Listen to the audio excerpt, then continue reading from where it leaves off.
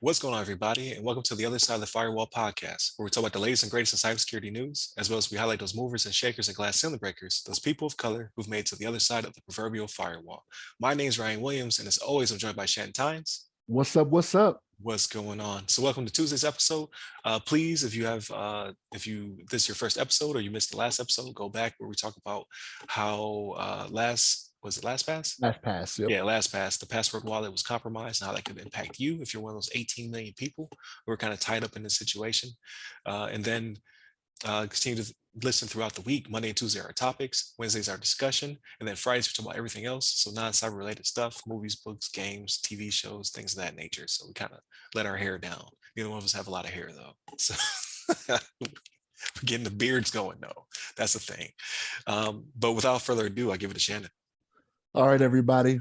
This one's from thehackernews.com from our buddy Ravi Lakshmanan. I say buddy, but we read a lot of stuff from him. But it's titled "Hackers Using Trending TikTok Invisible Challenge to Spread Malware." So this is the thing, right? So go off on a tangent for a little bit, right? TikTok. I know a lot of people use TikTok. I know if you work for DoD, there are warnings about using TikTok and some of the stuff that's going on with that. But this is one of those things where social media, man, this is why I'm like Bobby Boucher's mom, man. I'm like, this is the devil. I'm just telling you, all right? Because so for this one, right? So threat actors are capitalizing on a TikTok challenge, right? The invisible challenge or whatever it is. And they're tricking users into downloading information stealing malware. According to new research from company Checkmarks.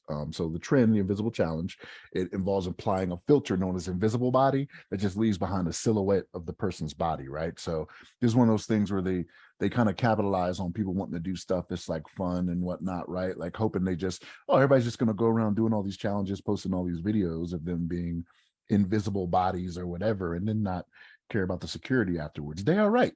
They're right. This is what's happening here, right? So one of the things they bring up in this article that they mentioned, which I guess people do this on TikTok, but individuals are filming videos and could be undressed, apparently. So with the malware that they're putting out there, they unfilter the filter, right? So like you think, oh, it's not going to get out there. It's just going to show a silhouette of my naked body. No, what ends up happening is you end up deploying or you end up downloading this WAF stealer malware. That's hiding inside Python packages, like the programming language packages. And then you get unfiltered. And as with anything on the internet, right? Like once it's out there, there's no getting it off, right? Like your naked body gets out there, that's it for you, right? It just is what it is, right? So yeah, people are out here doing this, getting their stuff taken and they're being kind of smart about this. So the threat actors, right? What they're doing is they send you a link to a Discord server, right? And they they just recently looked at this. It had 32,000 members before it was reported and deleted. So of those 32,000 members, if you were out here doing the invisible challenge and you were possibly naked, it's probably out there somewhere, right? Like it's out there to be seen by everyone forever and ever. But what ends up happening is you join the server, you get a GitHub repository that hosts the malware, right? And so what they're doing is they're being smart and they're kind of renaming, right? And they're doing all these different things. So they'll change the repository name and then they'll delete old files in there and upload new ones. And what they did, which I was like, man, this is kind of like people will believe this, right? To me, it feels a little different. So what they do is they put this updated Python code on there and it says in quotes, right?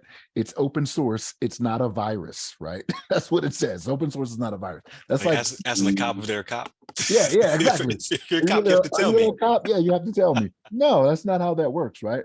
But so it's like somebody walking up to you in a dark alley with one hand behind their back, dressed in all black, saying, "I'm not gonna hurt you." You know what I mean? Like, don't believe this, right?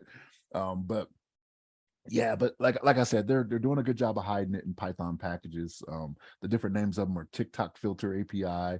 I'm guessing this is pronounced PyTooler because it starts with PY like Python. PyIOP CS, PyDessings, and they just keep going around doing different names and get removed. They put another one up there, but yeah, this is one of those things where they're being smart about it, man. But like this is why social media is the devil. I'm just putting it out there, right? This you should see the flames behind me, like Bobby Boucher's mom. You know what I mean? But Ryan, what's your thoughts on this? Man, I was like, I was gonna say it's a twofold problem. It's a threefold problem. This is a complex problem here. Um, Not only is you have the problem with TikTok, right? Like a lot of people are like, oh, TikTok's fine, it's harmless, yada yada yada. The government keeps warning us about it over and over and over again. Like, hey, listen, it's not owned by us. They're siphoning data. You have to be careful. They have a lot of images.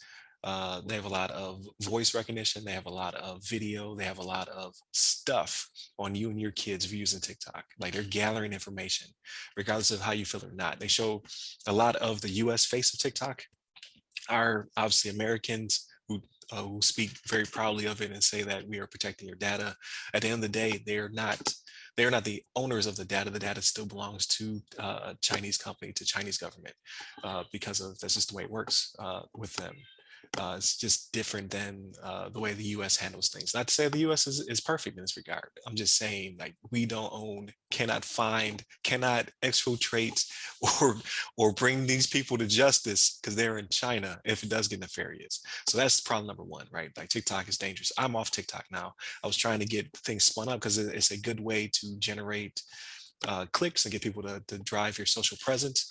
It's too many warnings. Like I don't know anything in detail, right? Like I'm not in those meetings. But if you keep telling me it's a problem, it's probably a problem. Um, so I'm off TikTok. The second part of the problem is that these potential kids are doing the challenge. I talked to my kids about it. They're not doing it. They're like, that's dumb. Um, but like I want to get to the cyber stuff, but just the parenting stuff, like you just have to be careful what your kids are doing. Like if they are doing the challenge and they are naked, and now these things can be unfiltered, right? Like if they're doing a filter of themselves naked and that's being unfiltered. Even the adults, like now your images are out there because people can break that. They can then steal those images. The internet is written in ink. I think that was in the social media movie. Like once it's out there forever. Someone out there is going to put you on their private server and they're going to hold on to that image forever, whether it be just because they're a weirdo or because they want to use it to blackmail you in the future in some regard, right? So that is a problem. And if you are a holder of this information or this data, these unfiltered pictures, and they're children, regardless if you're a child or an adult, you now have child pornography. That's a federal offense. So there's that. You want to go to be in jail for the rest of your life? There you go. You got it. Steal those images. Especially now as a pedophile, right? You're not looked on Right. very well in prison, Yeah, man. you on all types of lists. You can't even hand out candy on Halloween. You're Mhm. done for. So you definitely don't want that.